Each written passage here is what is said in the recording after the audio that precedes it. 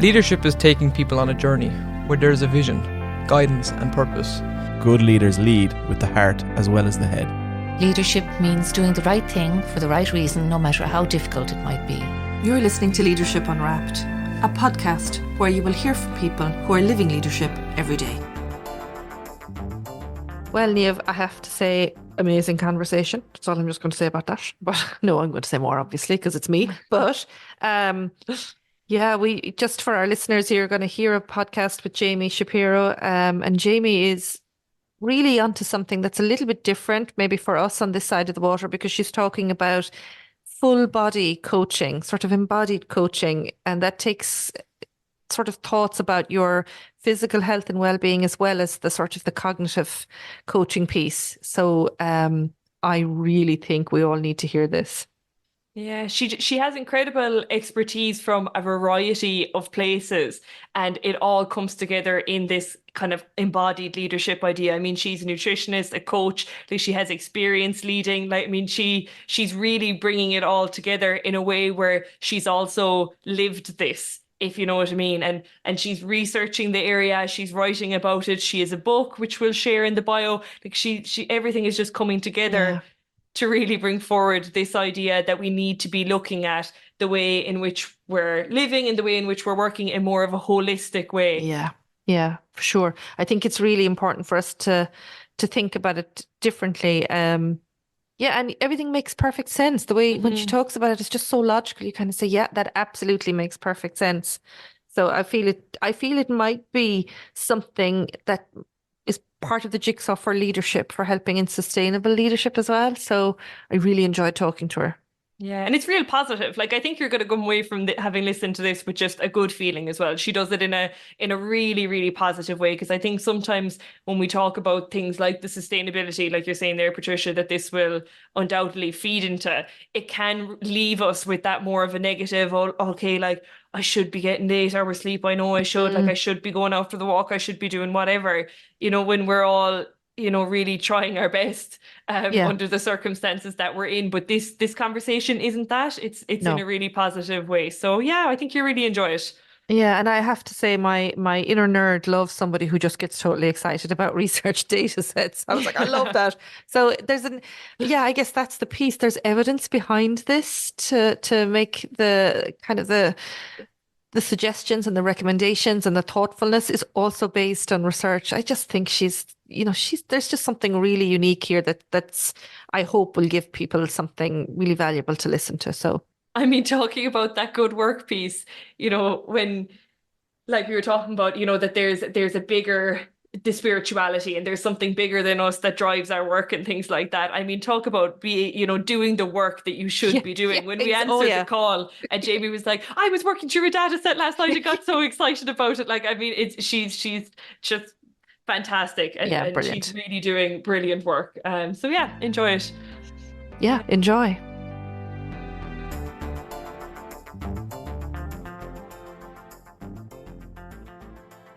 Jamie Shapiro is the CEO of Connected EC, a positive organizational psychologist and the bestseller author of the book Brilliant, Be the Leader Who Shines Brightly Without Burning Out. Jamie is a master certified executive leadership coach, professional speaker, researcher, facilitator, and nutritionist. Having experienced burnout in the corporate world, Jamie understands the incredible pressures we face in our lives and the difficulty in staying connected to professional and personal goals in these demanding environments. She left the corporate world with a mission to make changes for people and organizations, focusing on helping leaders to develop a keen awareness of how both their health and mindset impact leadership performance. And we're so glad you did, Jamie.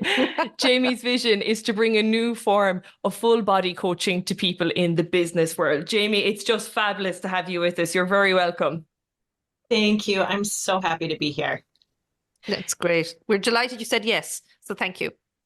Yeah, I'm delighted you asked. So thank you. We were just having a quick conversation before we started recording, and we had met. It's a couple of months ago now at this stage, I suppose. But we had met and had a chat, and like myself and Patricia then just did a deep dive into some more of Jamie's work. We were just so excited about it. So it was so nice to go full circle then and come back knowing we have this conversation coming up. Yeah, for sure. Yeah.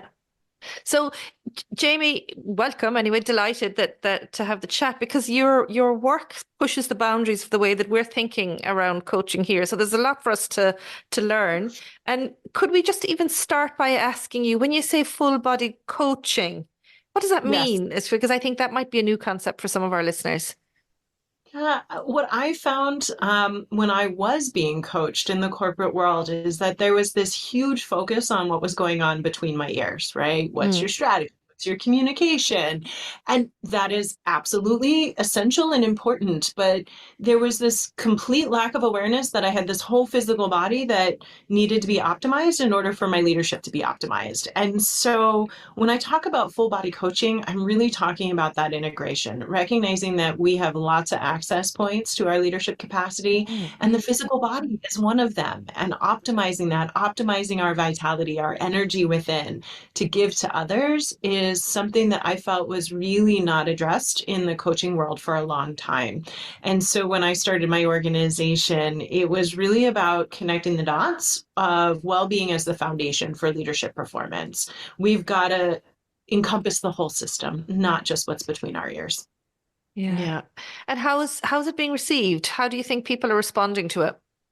When I started, which was a long time ago, I think people thought I had three heads. I got a lot of questions, to be honest. Well, what are you? Are you a well-being coach? Are you a leadership coach? Are you a nutritionist? Like, what lane are you in? And my answer was always yes. I'm all of those things. I believe we need all of those things to be at our best. And so I will say I always say that the beginning of my work, it felt like pushing a boulder uphill and hoping I don't get crushed by it before the boulder started going flat and then downhill. And I do feel like we're in a moment in time where people are really understanding the importance of this integration. There's more awareness of why we need to focus on this more systemically versus, bolt-on programs or bolt-on things, and that we have to integrate how we're approaching organizations, how we're approaching leadership.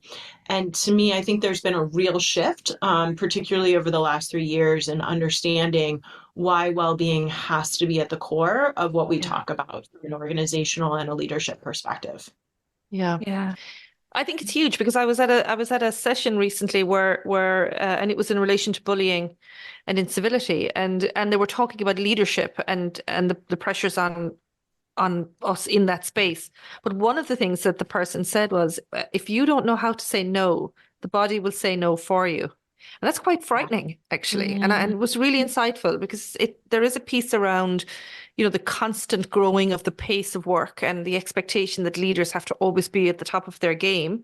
And it was like, but you can't actually do that. And if you can't say no and you can't look holistically at how you're physically responding to work, you really can't be at the top of your game. So I was really struck by that. And that's really why I started focusing on the research, is that I really wanted to show scientifically that this just wasn't an idea. There was science behind it. And I think there is so much good work out there connecting the dots here and showing the importance of the physical body.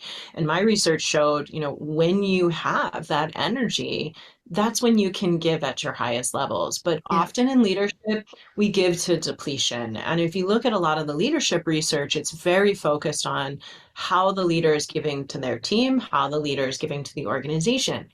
But there's not enough research talking about, well, how is that leader giving to themselves in order to have that capacity to give to others? So that's really where I've specialized from a research perspective, is how do we make sure that we're talking about and showing scientifically the importance of that? Yeah. Because there's a difference, isn't there, between this idea of kind of just taking care of yourself because it's one of the things that we should be doing, versus you need to be doing this to still be working. Even if your core focus is on working at the best of your capacity, you need to be doing this. Like, you hear people say things about like your body, is your home, so you need to take care of it so that your mind, but like it's not just that, it's it will help you and will help the way that you're working and help the way that you're leading if you're doing it.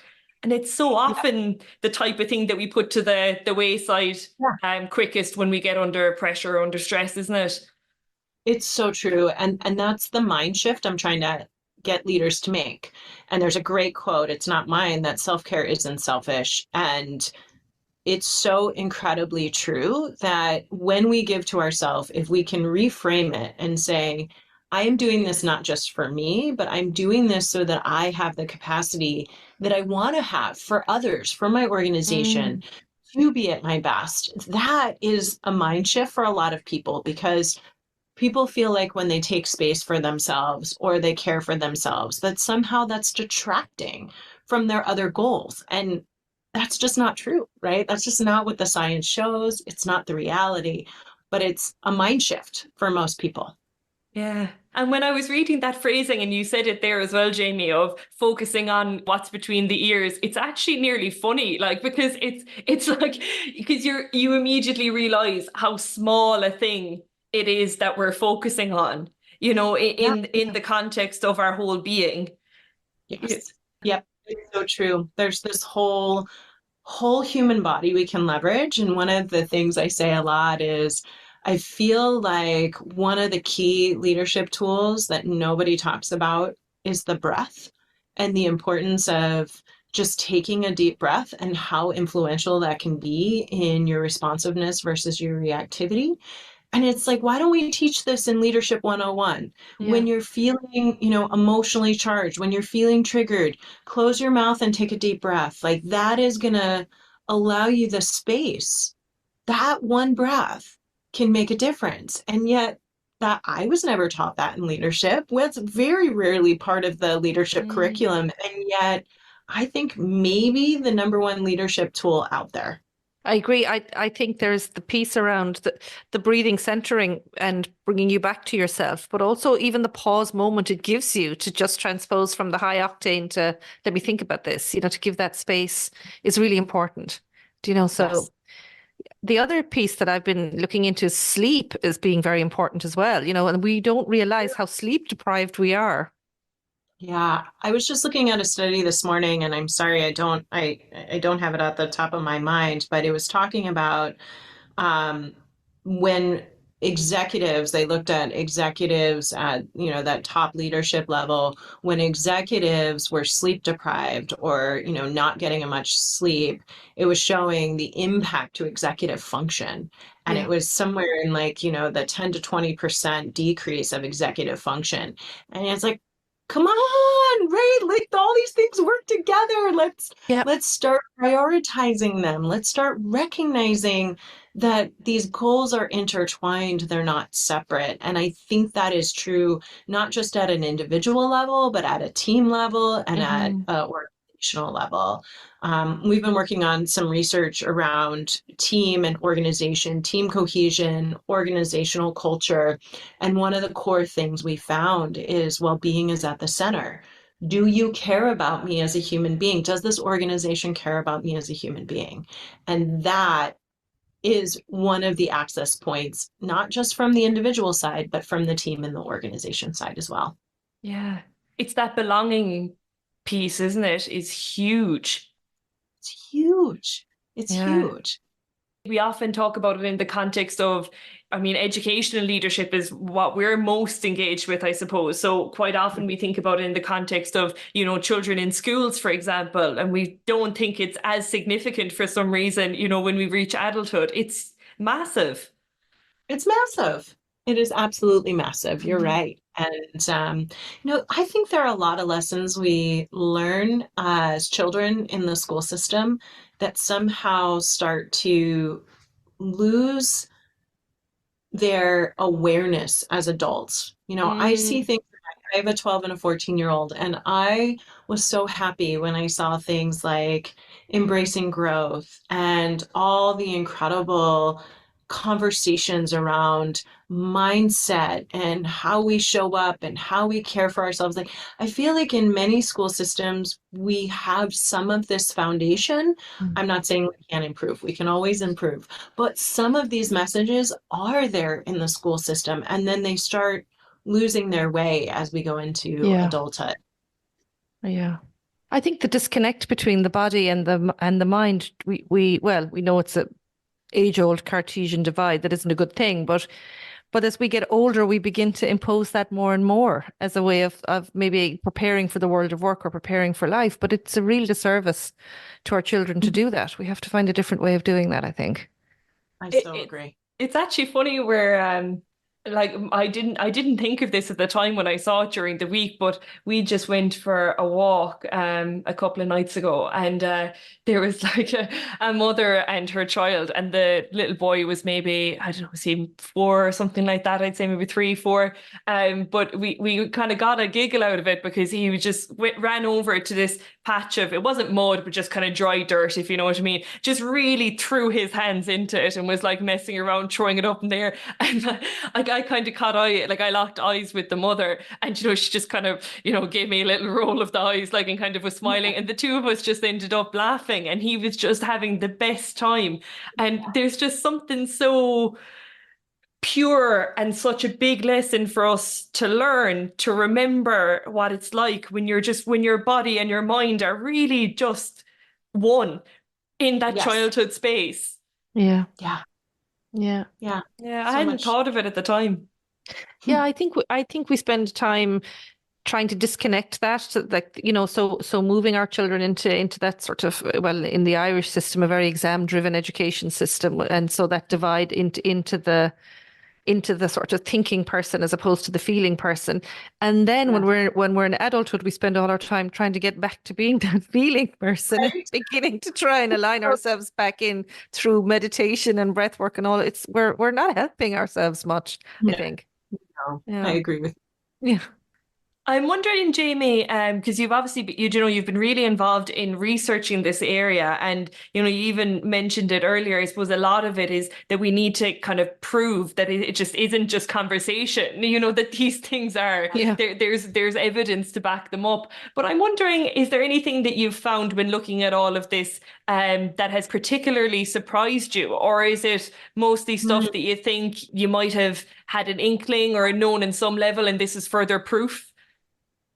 Yes, and so there's a lot of things that I found in my research where I was like, okay, yeah, this is what I thought. The biggest surprise for me was in one of the quantitative studies I did, where I was looking at leaders and followers, and looking at well-being factors and vitality and servant leadership. I thought I was just going to see the direct correlations, right? I thought it was like, I am vital, therefore I can give.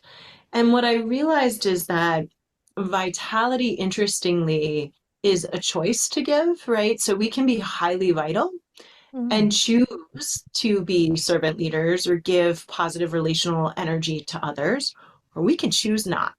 And interestingly, when we're highly vital and we choose to give that energy, followers will rate those leaders exceptionally. Yeah. When we are not vital and we're just not giving that much, followers will rate that leadership as average. But if you're highly vital and you are not giving that energy, the leadership ratings go way down. So when I first got my data set back, I was like, what is my whole theory wrong? Because I didn't realize those two things were canceling each other out. And so it took me a little while to really pull apart the data and understand that it's a choice. And we choose in leadership every day, whether we share our energy or not.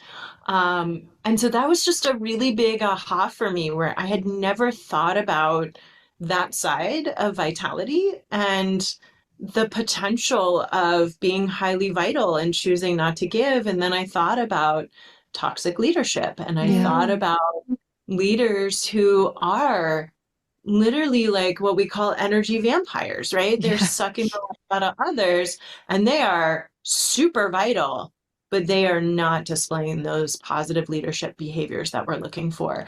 So once, I pulled apart the data, I was like, okay, I get it.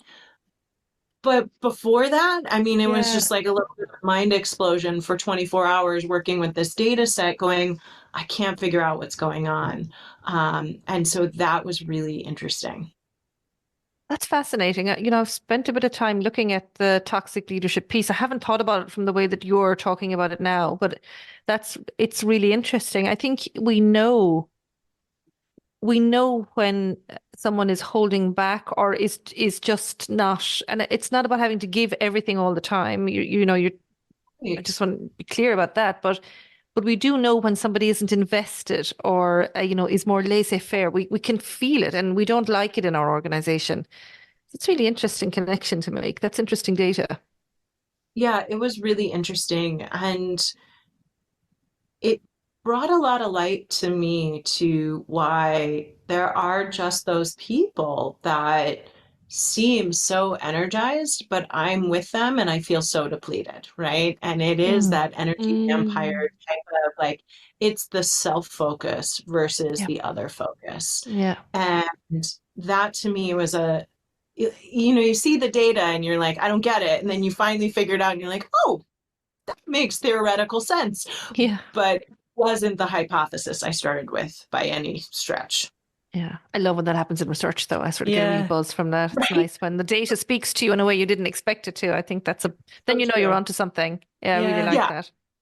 After Yeah. you pull your hair out for Oh several yeah, hours. yeah. It's the darkness before the dawn stuff. That's what I always say about Yeah, that. But but it's really interesting about, and if I can just talk energy vampires for just a minute. But yeah, what I find interesting about that space is that it sometimes takes us a bit of time to figure out that that's what we're in. So we just, God, oh no, God, I met them. I feel wrecked. Don't know what's going on. It takes about 3 or 4 or 5 exposures to it for you to realize every time I come away from that person, I'm not 100%. Or yeah. or somebody gives you a piece of feedback to say, did you just meet X again? Because every time you come away, I get a sense that, you're not yourself. Isn't that really interesting?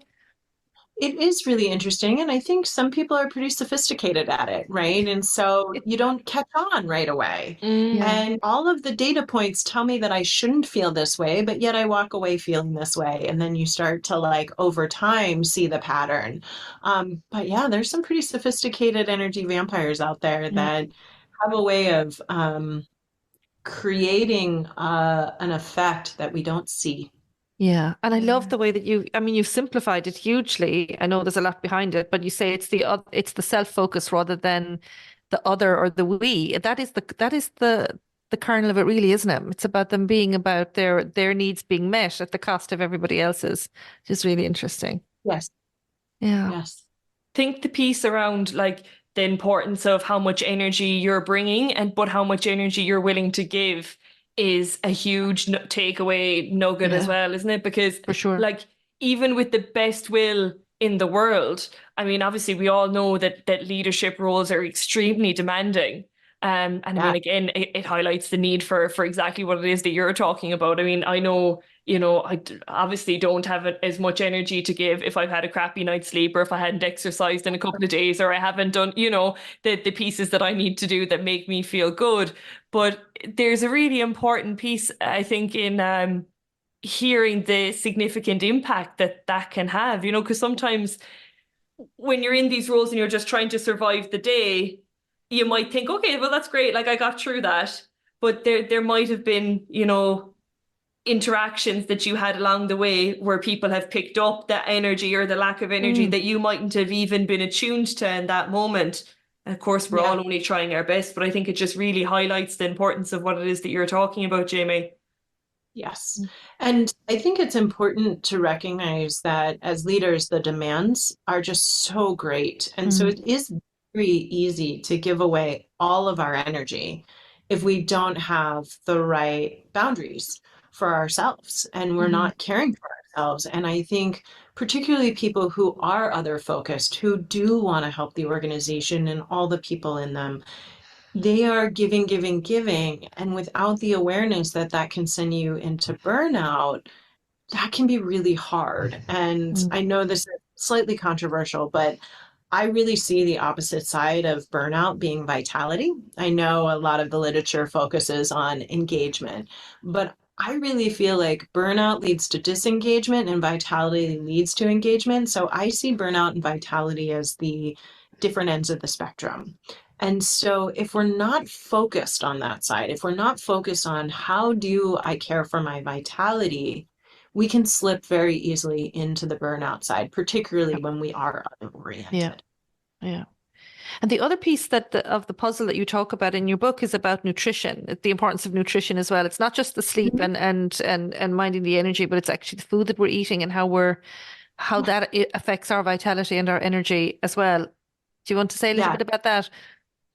Yes, so when I became a nutritionist and a coach, was one of these moments where people kept asking me, what does nutrition have to do with leadership? And I'm like, really? Like the thing that we put in our body for energy and the thing that requires so much energy, like no connection? We're not. And it was just an interesting moment for me that people felt like these two worlds were so disconnected, where in my mind, food is the thing we put in our body that creates all of this capacity.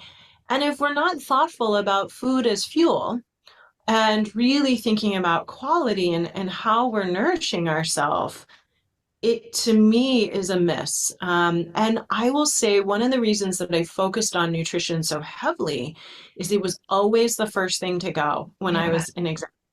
It was as soon as stress hit, it was the first thing that seemed to get eliminated. I stopped eating lunch, or I was grabbing a candy bar because I didn't have time, or I was traveling, every single week and just reaching for the thing instead of actually caring for myself. And to me, it was like, wait, we're missing that foundation. And I've had leaders come to me and say, Jamie, I don't know what's going on with my leadership. I don't have the executive presence. I'm getting all this feedback. And you think, oh, well, we've got to do all this coaching on executive presence. No, they're exhausted because they're not nourishing their body. And so they're not able to show up in their full ability because of that factor. So yeah, I became a nutritionist so that I could really help with that piece of the puzzle because it's such a foundational building block to our energy and our vitality. And yet we don't think about it very often that way. We don't think about food as fuel, or nourishment, or all the things that I think we should be focused on when it comes to our nutrition. Particularly, I will say in the United States, I think we've got, unfortunately, a lot of our food system is not real food. Yeah. I think it's like what's at the crux of a lot of it is that when things get so busy and, when the work is so important and you care so much about it, it's almost like the other things are things that need to get done so that you can do, your real work. And like you just can't underestimate the significant impact that skipping lunch or, even when you're traveling, like, because it is harder, all three of us here will know that it is more difficult to keep on top of it when you're out of your normal routine. But there are choices that you can make once you have the awareness around it, I think. And once you can see the connection, like these things aren't just things that you need to do because, you have to eat at some point throughout the day. They're things that you need to do to be the best person, to be the best you can in work and in your own life, which is what you say in your work. Yeah. And what's interesting is like, I understand I don't use the word busy because I think we kind of say that word too often. And it's almost a negative, but most people that are in those leadership roles, they enjoy full capacity, right? Like they enjoy very full lives. And so that is at a certain pace. And if we don't prioritize food, it's really easy for it to just go out the wayside. So I really focus on how do you enable yourself to have those quick things that are right at your fingertips. I always joke around about my backpack because the front of my backpack is just filled with healthy snacks because I travel pretty much every single week and airports are not the great place to find healthy food. So I just have a plethora of healthy snacks that at any moment I can reach in and grab nutrient dense food. And just having that has been such a game changer for my very full world so that I'm not worried about spending an hour trying to find something healthy and just grabbing a Snickers bar instead. Like I can just reach in my backpack. So that's something I work with executives on is like, how do we prioritize food in a way where you wouldn't go on a business trip without your computer? Why would you go on a business trip without healthy snacks in your backpack or your briefcase or whatever you use. Yeah. That's a really good point. You wouldn't go without your computer or your technology or your phone. Yeah, that's a really Right. good point. Yeah, it's a really good point. And the other is about hydration too, about, if you're so You. busy and you're not drinking water, we don't actually understand the impact of dehydration on our capacity to make decisions or to think clearly or to make the healthy choice of food, because you need the energy to make the healthy choice. These things are sort of yin and yang, aren't they, together? Yeah. Yes. And I always talk to people about physiology and psychology and recognizing that we need to think about both. And sometimes I was talking to an executive recently and he's like, I just have no willpower. And I'm like, no, that's not what's going on. You are actually in a place where your physiology is working against you. And so he wasn't eating lunch and he was, packing his schedule. And then in the evenings, he's like, I have all these business dinners. So I'm just, I'm reaching for the thing that I shouldn't be reaching for. And I said, wait. What's happening is you're depriving your body. And when you deprive your body and you're not nourishing your body through the day, what happens is your brain is getting messages that say, get the thing that breaks down as fast as possible. And that's going to be things that are super starchy and sugary. So of course you're reaching for that. That's what your brain signals are asking for. And so you think this is a psychology issue. It's not. This is a physiology issue. And so I think really understanding both is important in our journey with nutrition. Yeah. And I really feel like sometimes we overemphasize the physiology or we overemphasize the psychology. And we also get into cycles of self-abuse around this, which are also super unhealthy because that just elevates our cortisol levels, which guess what? Makes us crave more of that starchy. That's not good for us. So, I talk a lot about having compassion and care and self-love through everything we do and the importance of that in our journeys. Yeah. It's huge. I think we really don't talk enough about this. I think it's absolutely huge. We're doing this thing in our house at the moment where we're trying not to eat processed food. Well, oh my God, it is like a life change and it requires time and planning and just a whole other way of living. The difference is remarkable in the clarity in your thinking. It definitely has an impact. But wow, do you have to plan in advance and even just looking when you begin to look more critically at the things that you have been putting in your shopping trolley and you begin to read what's on the back of them, you begin to think, wow, I've sort of been a bit mindless about this it's a full-time job at the moment. And I will tell you when I speak to large audiences, I'll often bring a salad dressing bottle. And I'll ask someone to read the front of it. And it's like, ooh, healthy, vitamins, all this goodness. And then I ask the audience to raise their hand for as long as they know what the ingredient is when the person reads the ingredients. And so the person on stage will flip the salad dressing bottle and start reading the ingredients. And by the time they get to the fifth ingredient, every single person's hand is down unless they're a food scientist. I did learn, I've had food scientists. That's a whole different conversation. But my point is, like, if you don't know what it is, why are you putting it in your body, right? Like I could never hand you a pill and be like, just eat it. And you'd be like, well, what's in it? I don't know, just eat it, right? Like you just don't worry about it. You would never put that in your body.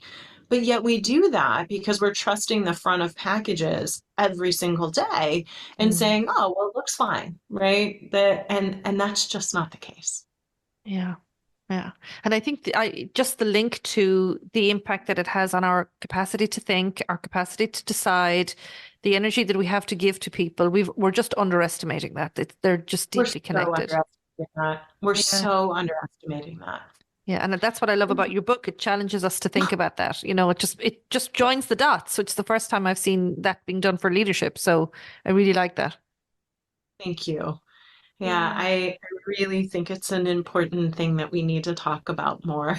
Yeah. And like when you're talking about underestimating the benefits that it can have, like I think when you look at the opposite, it becomes very clear how interconnected these things are. Like I know if I'm tired or if I'm stressed, if we even just started from there, like, you become more tired, the food that you come home in the evening, you're going to go for the worst choice, I suppose. You're not going to go for the better choice. Then when you eat those food, I'm probably staying up a little bit later, restless, not able to sleep as well, get up in the morning. And like, that's something that I know, like probably all of us have experienced. You know, it's very clear when you think about the opposite, how these things are interconnected and how one makes the other that little bit worse. So I think, you know, when you look about it at it that way, it's clear the positive impacts that it can have. Yeah. I know I rarely go, like say if I go exercise at lunchtime, if I'm working from home, I'll rarely come back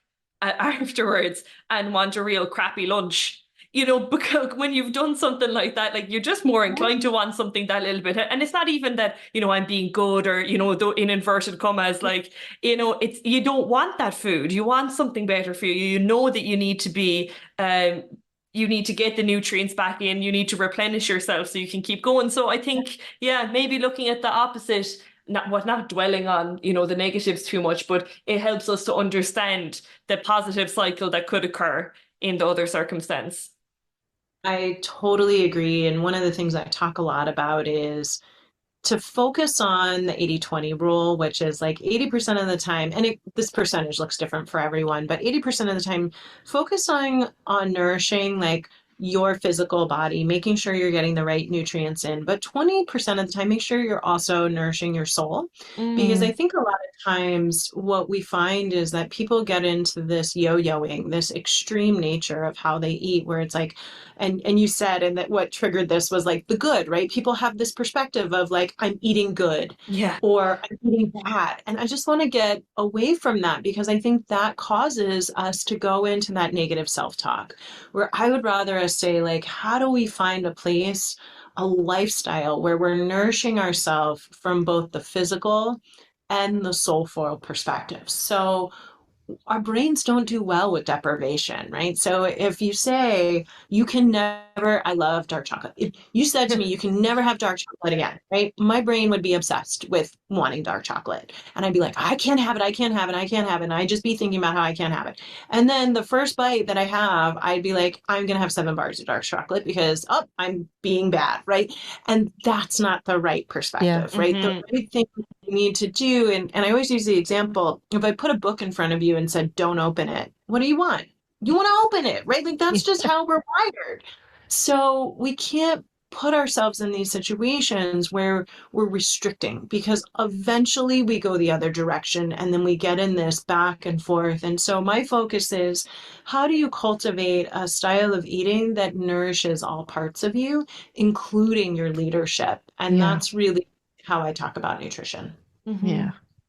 I think it's brilliant because it connects the dots. It helps us be holistic in how we're approaching our work and our life.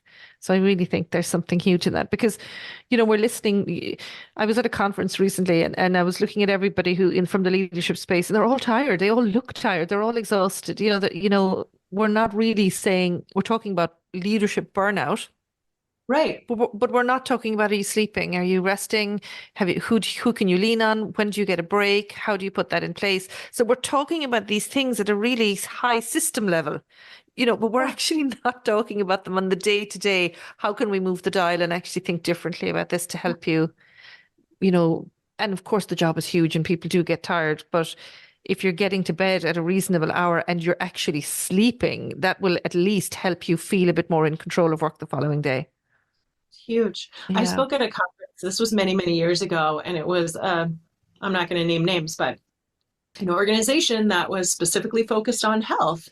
And I came in, and for the breakfast for the conference, it was all sugary pastries. Yeah. And I'm like, what? Yeah.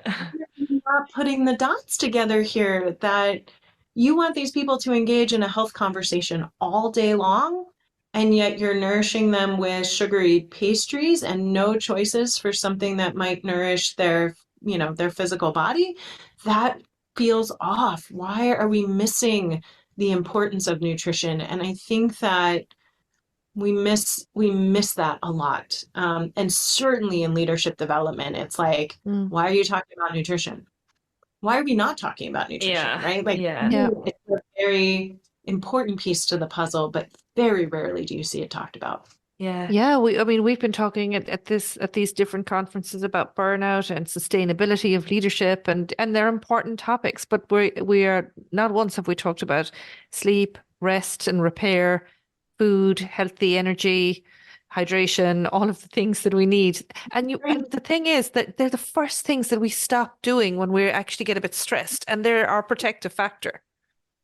I know. It is the first thing we sacrifice. Yeah. It really is. Yeah. And I think the key probably is like opening up that space for us all as individuals to think about what are the ways in which we can make this work for ourselves. Because I suppose I'm conscious as well. There is those bigger conversations of, oh, we need to make things more sustainable, but like, what does that actually look like? And Yeah. it's these things that we're talking about here, and it's taking them and figuring out what does that look like for you, like when you take Yeah. something like exercise. And I know we briefly spoke to when we were speaking to Nick Johnson, we briefly mentioned this piece, like what's the best piece of exercise, the one that you like, the one that you enjoy, the one that, yeah, exactly. So I think there's a breaking it down that this is doing, and enabling people in that, really coming from that really positive place of like self-compassion, in figuring out what is the way that we can work here as individuals that suit us, our needs, whether it be including our family, our organizations, and so on. Yeah. So true. And I think just knowing ourselves helps with that. Like I'm somebody, I love movement and community. I just love being with people, and I'm more motivated to move with others. And some people feel the exact opposite. They're like, please don't do that. Yeah. Well, I love what Nick shared, right? The best movement you can do is the one you're going to do, right? It's the one you're going to be doing. And I think sometimes we get really rigid in our perspective of like, I have to do this and I have to do that. And no, we should be focused on what's the thing we're going to continue to do? What's the thing that nourishes us? When I was reading your book, and you talk about humanity in the workplace, and now as we're listening to you, I'm thinking about that your message isn't just about humanity in the workplace, it's also about humanity towards ourselves in the workplace. So it's not just about that relational piece with other people, but it's the relational piece with ourselves that's important in that dynamic as well. It's really good. Yeah. I've heard a phrase that I absolutely love. I didn't create it, but the concept of radical best friendship to self. I heard that and I was like, yeah, yes, we need to be so good to ourselves. And if we can embrace that, wow, a lot changes. Yeah. Yeah. And like, it reminds me of, I just opened it up here because I couldn't remember the exact wording of it, but it's that coaching piece of, this is directly from your book. The answers are within us. We just have to listen. Yeah. Yes. We need, all right, the information and the tools to be able to think about these things and join the dots that you're doing. But the answers of what works for us and what will help us are there in ourselves. Yeah, so true. Yeah. And I ask people to think about the last time someone told them what they should do for their own well-being and how that landed. And everybody started laughing, right? Because it never works. It doesn't work. It's like, please stop. I feel judgment. I feel shame. I need you to back off. Versus if someone just asked you a question of like, what would serve you in this moment? We often can find those things within, and that's that intrinsic motivation, right? That's what we're after. But when people come at us as you should do this and you should do that and this will so work for you and blah blah blah, you're like, no, I don't want to. And it just creates a barrier. And so the more we can approach these conversations with recognizing that the answers are within all of us and appreciating that and just taking time to find them and just be still with ourselves, we will find the answer. We're incredibly wise beings. Yeah. Isn't that the joy of coaching? It really is to just open up our space with ourselves. They're just being facilitated by someone else, but opening up the space to listen to yourself, hear yourself. Yeah. Pretty cool. We don't get enough of it. Yeah, for sure. I agree. Yeah. I'm wondering, is it okay if I pivot slightly? Because there was something that just stood out to me in the book as well that I just really wanted to hear your take on, Jamie. And it was this idea that when you're in a leadership position, it was in the context, you're working with Brad, who's the character in the book. And it's this idea of when you're in a leadership position, people are always watching. Yes. And I just thought it was so true, and it just really rang home at me. I just would love to hear a little bit more on your thoughts on that. Yeah. Yeah, and I know sometimes when I talk about this, it feels heavy for people. And my perspective is you chose to be a leader, and being a leader means that you are in the spotlight and people are watching you all the time. You are the role model of the culture you are trying to create. So if you are just talking about culture and not living into it, you are not role modeling, and therefore it does not get integrated into the organization. And so, yes, people have a magnifying glass on you, and that's a lot. I understand that's a lot, and I understand that can be overwhelming, particularly as people step into leadership roles. And I think the faster people can embrace that and recognize the impact that they have, the better, because we know scientifically that our emotions are contagious, for example, and that's magnified when you're in a leadership role. So how are you owning that? And I'm not saying that means you have to be happy all the time. That is not my message here, but my message is we need to be thoughtful. We need to recognize the impact we're having on others, and we need to recognize that the spotlight is on us, and how we show up every day matters. And that is another reason that when we care for ourselves, we have more of that energy. We have more of that positive impact. And when I talk about positive leadership, I think sometimes people think I'm talking about like, yay, we have to be excited and happy and optimistic all the time. And positive leadership, I think Dr. Kim Cameron has done a beautiful job talking about this. Positive leadership looks like having gratitude for others. Positive leadership looks like creating the space for others' emotions, positive and negative. Positive leadership is being within integrity and living in your core values as a leader every day. So that's what I'm talking about when we think about that magnifying glass and that spotlight on a leader. I think vitality becomes even more important when you look at it through that lens, because you caring for you caring for those energy reserves allows you to be that person when you show up for others. And again, it's a lot to think about, but that is the reality of leadership, and that is the reality of creating thriving organizational cultures. It starts with how your leaders behave every single day. And becoming comfortable with being in being visible. Some leaders it's interesting because there isn't, we say the same thing.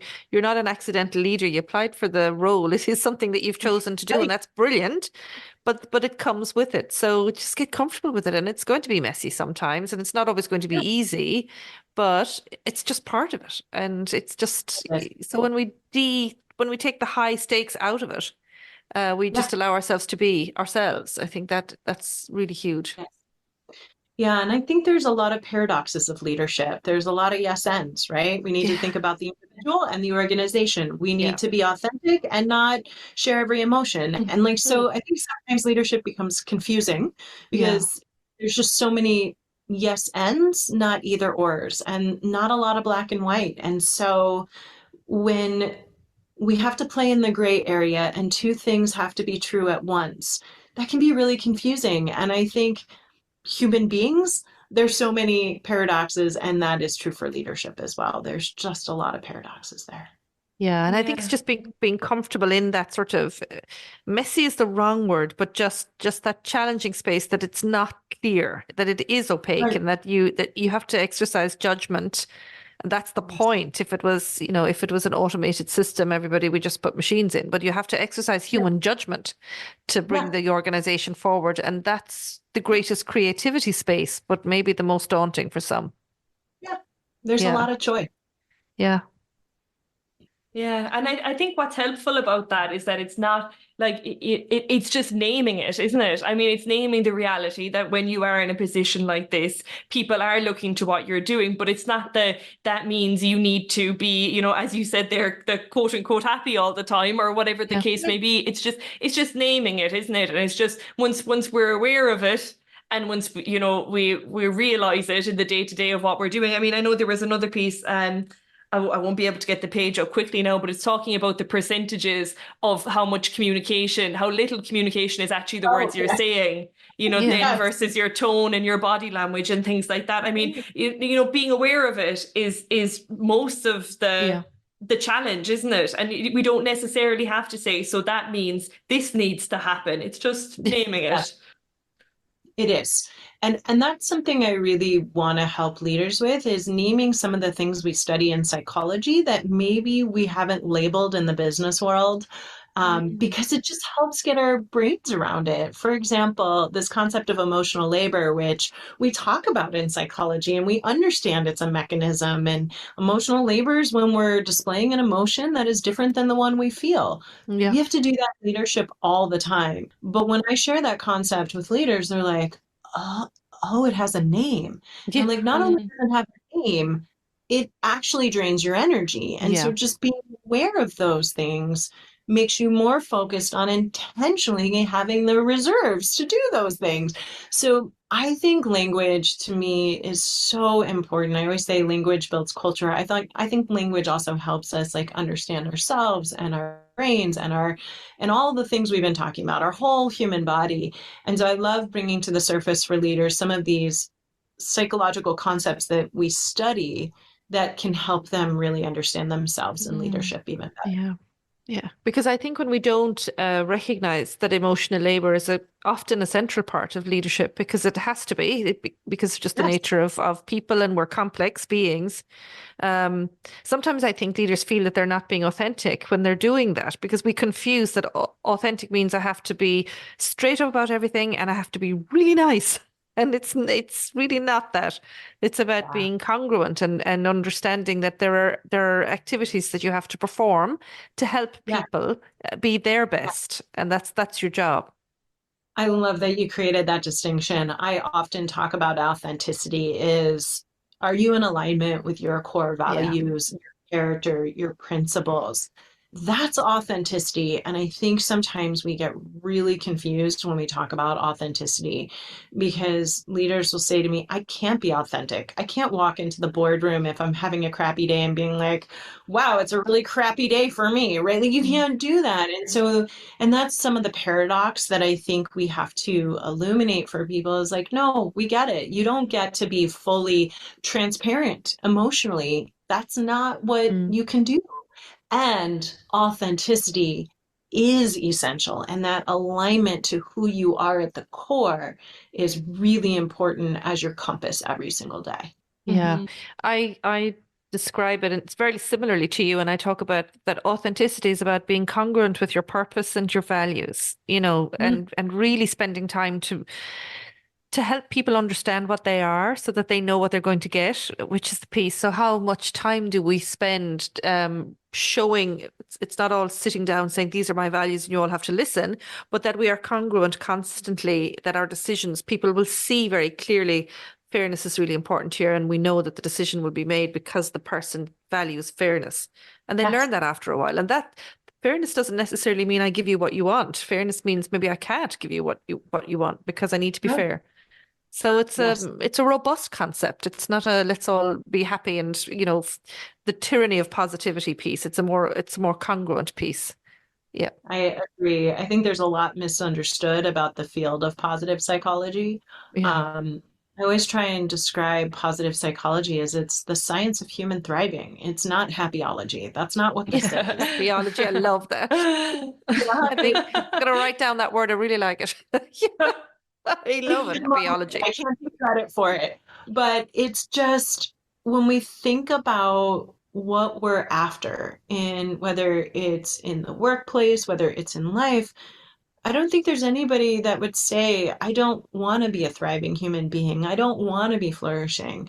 But thriving and flourishing doesn't mean that we're happy all the time. In fact, Yeah. if we're chasing happiness, that is going to be detrimental to our well-being. So I think it's just an interesting distinction that we don't talk about enough around the difference between fulfillment and happiness, right? Like, Yeah.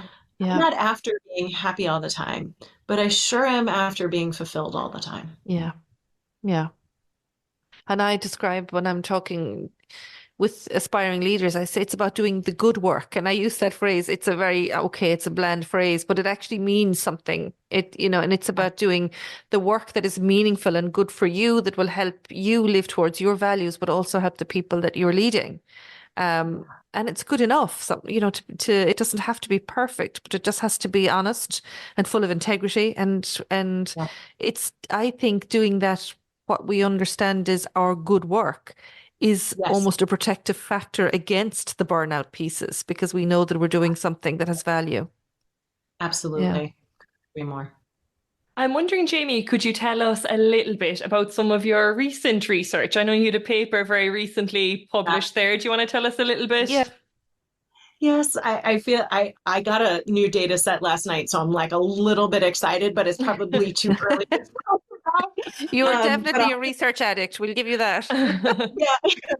yeah. The good news is the research that we've been working on is really expanding the scale for vitality. And I was focused on, to start with, the physical and the emotional and the psychological sides of vitality. But there's also this other piece that I wanted to study, which is the spiritual vitality side. Oh, And when I talk about the spirit, sometimes people say, oh, are you talking religion? Are you talking spirituality? And I really define this as what connects you to something greater than yourself, what connects you to your best self. For some people, that is religion and spirituality. For some people, that is taking a walk with their dog, being in nature, meditation. There's so many different ways that we have that spirit vitality. So the data set that I just got back was looking at that fourth factor in vitality. And I haven't done the full analysis, but at first glance, it's looking really promising that it is four factors, not three. And that's pretty exciting. The study that was just published was actually a qualitative study. I interviewed 20 CEOs of Fortune 500 companies about this concept of vitality and the leadership behaviors that are displayed in highly vital versus depleted leaders. And interestingly, what I found were 8 themes that were opposite to each other, which, in research, you don't often find it to be that clean. yeah. But what I found was everything from the distinction of when highly vital, we're transferring positive relational energy, to when we're depleted, doing the exact opposite, or being curious in nature when you're highly vital and closed when you're not. And so there were 8 themes I found through my research, through being engaged versus disengaged. Back to, what we were talking about, mind optimization, brain optimization. Highly vital leaders are more visionary, whereas depleted, you get more myopic. And so that to me was really interesting to see the connection, again, not just from a quantitative side, but a qualitative side of what happens when we feel highly vital versus depleted. So that's the study that just got published. Yeah, Where brilliant. was it published? Frontiers in Positive Psychology. So Oh, I'll make sure. fantastic. Yeah, Will you send? fantastic. We'll have to share the link. Definitely Yeah. with the episode. There'll be lots of people interested in looking at that for sure. Yeah. Yeah. Definitely And put the link in, because I think, and it's open access, isn't it? It's Frontiers open access. It is, isn't it? Yes, I'm pretty passionate about open access because I really want Me to too. make sure that that research is in the hands of as many Me people too. as want to read it. Yeah, as much as possible. If we can get our research from outside the paywall, so that teachers, for us, it's teachers that we're mostly working with, but that they have access to it, because otherwise it's the academic community talking to itself. So 100% support the way that you're thinking about that. Mhm. And this whole idea around spiritual, I know, as you said, Jamie, it is early days, I suppose. So we probably shouldn't get into too much because I'm sure you'll have plenty that you want to, plenty more that you want thinking and writing that you want to do about it. But I really think that idea around spirituality and bringing that into the conversation as well is massive. So I'm really looking forward to hearing more of your work on that as well, because I think that can have that's going to have a real impact. Yeah. I'm super excited about it, and we will absolutely. So the vitality scale with the 3 factors has been published, but we will, once we see the data and really get all the analysis done, we'll publish another revised scale with the 4 factors so that people can start utilizing it, and we'll create open access again to it so anyone and everyone can grab it and use the items in it. I think it's really important because there's that existential piece, that reason, that sort of greater reason, something greater than ourselves, whatever it is. And I like the way that you've kind of said whatever it is for someone. But I actually think that's a vital part of our sustainability in our work, if we're leaders or in other ways in our lives, that connection is what gives us that sense of purpose as to why we want to do what we do. And I think that keeps us connected in some way, both to our work and to people around our work. That's really important. It's disconnection that can often cause a problem. So these things are really interconnected in they might look loose or tenuous ways, but they're not really. They're actually quite strong in the links. Yes, they really are. Yeah. And that piece around connection that you just said there, Patricia, I mean, spirituality in whatever sense that it's being interpreted for the individual is something, it definitely connects you to the broader purpose. It connects you to others, but it's that piece that connects you back to yourself as well, as, whether it is that taking a walk or, meditation or breath work or religion, whatever it is for people. Yes. Yes, and it was interesting coming up with the items for that piece of the scale because I really did want it to be inclusive of what it is that gets you back to that best part of you or something greater than you. And so it's interesting because I'm trying to find a way to make that piece really, I guess what I'm trying to say is I want everybody to be able to see themselves in that and not feel like, well, that doesn't apply to me, because it applies, as you said, to every human being. It just looks different for all of us. Yeah. And I suppose it just hasn't always been talked about in that broad way. So it's resulted in, there being people who don't resonate with it, I think, because of that. If you're not religious, for example, it doesn't necessarily mean that it's nothing to do with you. The idea of spirituality is nothing to do with you and the way you work and the way you live your life. So I think it's important that we talk about it in that broad way. I think so too. Yeah. Brilliant. Jamie, as we're coming to a close, I'm wondering, what is it that you're hoping for leadership going forward? What are your hopes for leadership? Wow, gosh, that's such a beautiful, wonderful question. I really, really hope that we start focusing more on how do we create communities of thriving within our organizations and really connect the dots between leadership and well-being, and that these not be separate conversations anymore. I think those are my hopes because I have always felt like organizations are an incredible opportunity where all of these people come together and we spend 2/3 of our waking life with the people we work with. How do we create true communities of human thriving? And I think when we don't focus there, it is just a big, gaping missed opportunity. So that's my hope. That's amazing. I think we share that for sure. We agree. And we agree for sure. Bringing it back to the idea of community as well. We were talking to Benita Siddiq last week, and she was talking so much about that importance of community. So I think this really dovetails nicely with that as well. And it's also the who am I within that community, isn't it? And making sure that you're making time for yourself within that space. Yes, absolutely. Oh, Jamie, this has been fabulous. Yeah, I think we'll have to we'll probably stay talking to you. I think we're definitely going to connect maybe people to your work because they need to see it. But yeah, I think this is a conversation that we need to have so that we're more and more that we're moving the coaching out of just the cerebral or the cognitive into this more lived, embodied space. It speaks to me, and I certainly can connect hugely to what you're saying. So I think our listeners will too. I'm really grateful that you said yes and took the time to talk to us. I'm very grateful for the conversation. Thank you both so much.